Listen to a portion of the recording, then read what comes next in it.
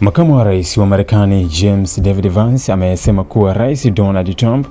hana mpango wa kuanzisha tena operesheni za kijeshi dhidi ya Iran isipokuwa kutokea mazingira ambayo yataifanya Marekani kuona kuwa hatua hiyo ni ya lazima kabisa kwa ajili ya kulinda usalama wake na maslahi yake ya kimkakati.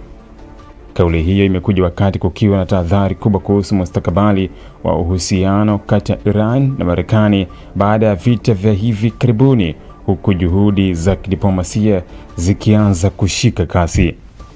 Akizungumza na waandishi wa habari Julai mosi mwaka 2026, Vance alisema msimamo wa Rais Trump sasa ni kuipa nafasi diplomasia badala ya kurejea kwenye mapambano ya kijeshi.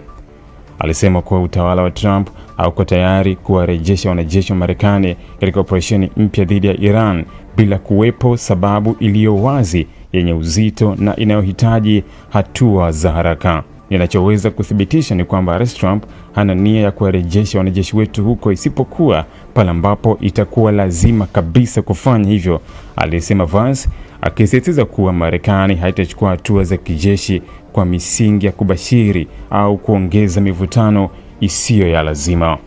Hata hivyo, makamu huyo wa rais alitoa onyo kali kwa Iran, akisema kuwa endapo Tehran itajaribu kufufua mpango wake wa nyuklia kwa njia ambayo Marekani itaona ni tishio kwa usalama wa kimataifa, au ikiwa itachukua hatua zozote za kuhatarisha usafirishaji wa meli za kibiashara katika maeneo muhimu ya bahari, Washington inaweza kubadili mkakati wake na kuchukua hatua nyingine kali zaidi.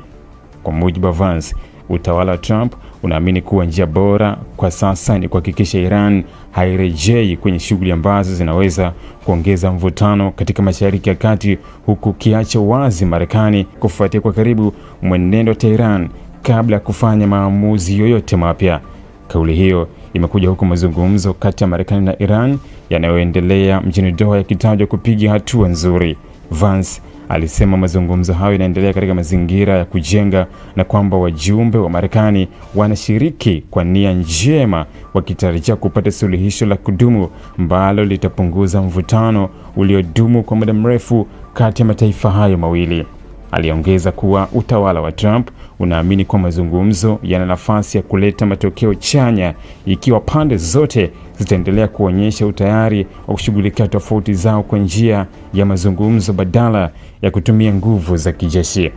Kauli za Vance zinaonekana kuonyesha mabadiliko ya msitizo kutoka kwenye operesheni za kijeshi zilizofanyika wakati wa vita vya hivi karibuni kuelekea juhudi za kidiplomasia zinazolenga kuzuia kuzuka kwa mzozo mwingine mkubwa katika eneo la Mashariki ya Kati. Hata hivyo, ujumbe wake umeweka wazi kwa Marekani bado ipo tayari kuchukua hatua kali ikiwa itaona usalama wake, washirika wake au uhuru wa usafirishaji wa kimataifa baharini unaingia hatarini. Kwa sasa macho ya jumuiya ya kimataifa yanaelekezwa kwenye mazungumzo ya Doha ambayo yanatarajiwa kuamua iwapo mvutano kati ya Marekani na Iran utaendelea kupungua kupitia diplomasia au utaingia katika hatua nyingine ya mvutano ikiwa kutatokea matukio yatakayobadili msimamo wa pande husika. Ili kuwa mwanafamilia bora wa Global TV, usisahau kusubscribe, like, kushare na kucomment.